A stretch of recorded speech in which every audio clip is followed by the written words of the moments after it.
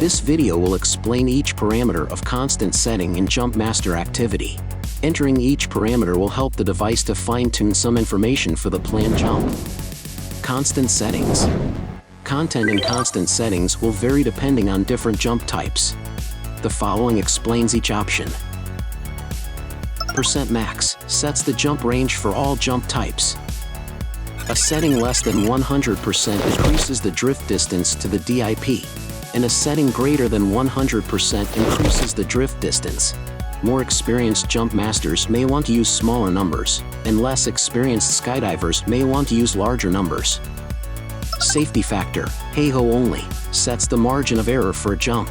Safety factors are usually integer values of 2 or greater, and are determined by the jump master based on specifications for the jump. K-Freefall, halo only.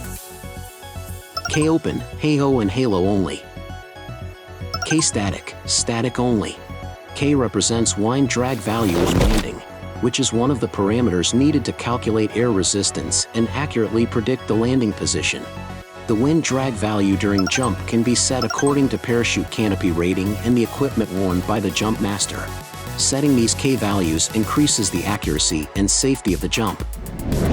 That's it. Thanks for watching.